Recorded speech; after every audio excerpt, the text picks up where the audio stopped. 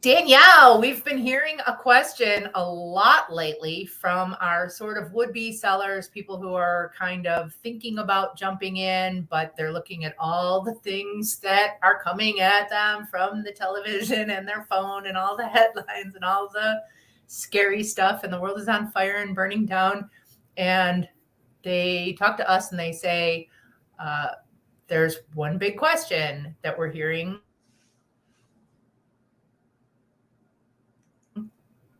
You froze a little bit for me. Oh, you Okay, froze a there little for me. you go.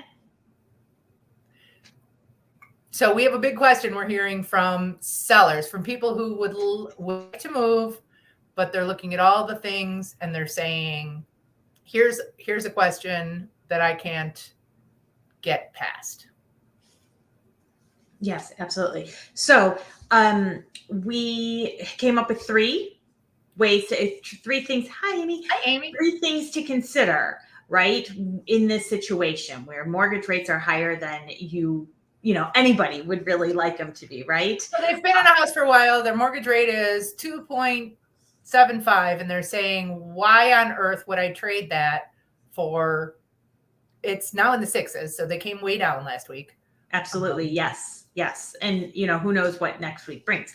But so a statistic we heard earlier this week is that we, as a nation, are in huge credit card debt and other unsecured debts out there, and they're not at 5%. They're probably in the high teens, and sometimes higher than that. And we still have a lot of equity out there. Most houses out there, as long as there wasn't some sort of loan against the home already, has some sort of, and has been lived in for a few years, has equity. Heck, even houses that have only been there in 2 years, there is there's a lot of wiggle room out there.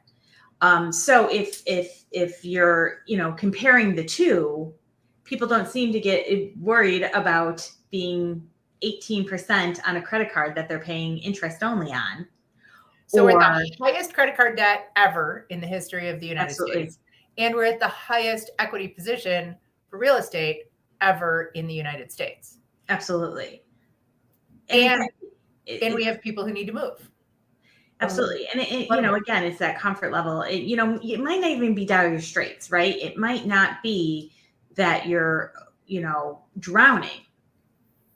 But if you're getting closer, and you're just worried, and again, it's not to say that when things double or triple, that's not scary. But our second point is that in this point, when you're looking to move, you have less competition right now too.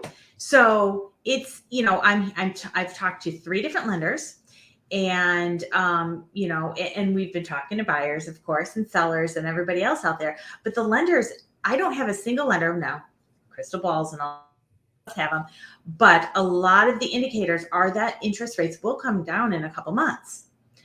When that happens, everybody who's been on the fence or waiting for those rates to come down are going to come out of the woodwork again. And those are specifically going to be the people who will be your competition when you're buying that. If you are a person who's been in a house for a while and you need to get into the right size house, your competition is going to be the first time buyer, because that's the same, typically looking for the same thing. A little bit less square footage, a little bit less lawn to take care of, a little bit lower price. And so the first time buyer and the person moving out of the long time home are going to be competition for the same things. So if those first time buyers have been just pushed to the sideline, maybe with these rates, they're the ones that struggle with the down payment. They don't have equity to move over from one house to another. Their margins are a lot tighter. So that is going to get all of them, because believe me, buyer demand didn't go anywhere. Correct. We had last spring, what we saw was evidence of a true housing crisis, of limited stock, limited inventory, as we call it. Correct. So that didn't go anywhere. So, and yes, and then, so the, what happens when the demand is up, prices go up.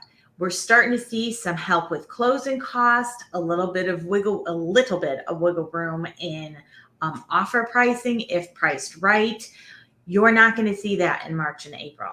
It's just a much better, more comfortable, especially if you're a person who's thoughtful about what you do and doesn't like to, walk in and decide to buy a house literally within 15 minutes. Then this is your time of the market. And guess what? You can presumably refinance. When you buy a house, say again, $300,000 house. Today it's going for $300,000 at 5 or 6% or maybe 7. In March, it might go for 330. First of all, 10% more. If rates are at 4, I don't think it's going to go that low, but 4 or 5%, and you're paying 2 more, 7%. You can refinance eventually right away or eventually to get that lower rate. You can't refinance the $30,000 extra that you paid. Right. And if rates go up from here, then no, you can't refinance. You wouldn't refinance, but you've got the lower rate in comparison to where they go. So no matter which way, there's no danger that rates will come down. There's no reason to wait. If you're not one of those people who got pushed out of the price bracket, if there's no reason to wait for rates to come down, because you can always take care of that later if they do. Right. And so what's the three important reasons why trading the lower mortgage rate for the right one is your situation. Yeah. Do you want to move? Do you need to move? Are you living in the right house? This is what we always come back to. And do you have stairs you can't handle anymore? Are you in a 5-bedroom, 3.5 bath house that you have to clean constantly and there's 2 people rattling around in it? For a lot of reasons. You moved into the house and now there's 5 of you. Yeah. And that basement would be really nice to have now that you didn't think you wanted before. Exactly.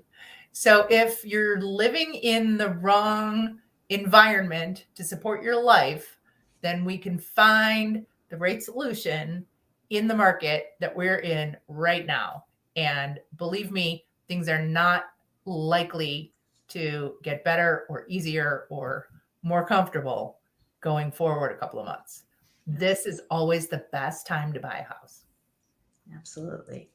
So if you have any other reasons why it'd be good, please let us know, or concerns about this, because it is, again, the purchasing power is astonishing, where, in an adjustment. But again, hate to go in the past, but, houses are, the interest rates are where they were 10, 15 years ago. And so are house rates. So really, we're kind of on that same trajectory if the Great Recession hadn't happened. Exactly. Yeah, we are as if we were in a generally straight line. We've come up, I think, a little bit just this past year, but overall, we're kind of right where we should be. And let that equity work for you. Quite honestly, I'll add a number 4. That if you have the equity in a house, you could potentially have a larger down payment. So you're not necessarily going to see a $500-$600 increase on a home if you have some equity in your current home, that would allow you to have a bigger down payment and then maybe keep or buy down an interest rate. And so there's a lot of solutions. So you can take that equity that you've got in your current home that you have now, and you can either take some of it and put it on a down payment and pay off all of your other high interest debt before moving in. Have a lender who can show you what that means, what the difference is. Putting a larger down payment down. A lot of times people think, well, now I only have a $200,000 mortgage instead of a $400,000 mortgage. Look at what that really means monthly, because it might not be as much as you think it is. And so you can do that. Or as Danielle says, you can take that and put the larger down payment down, or pay down some of the interest rate ahead of time. Or you can look at the fact that you are probably saving over having to fight 10 or 12 or 15 other people for that house. Mm-hmm. And you can also look at how is your life going to improve if you are in another space. Absolutely. So those are our reasons why someone might move from a low interest environment to a higher one where we are right now. And believe me, if everyone who owned a house was only looking at the financial gain from it, you would have all sold on March 14th of 2022. Absolutely. So if you didn't do that, you're looking at something else. There's always something, and we have to find the pluses and minuses. So give us a call. All right. Take care. If you're an agent, pop over to YouTube and meet us on our YouTube channel. We're going to talk about this from the agent side. And have a great Thanksgiving. Yes. Happy Thanksgiving. All right. I will.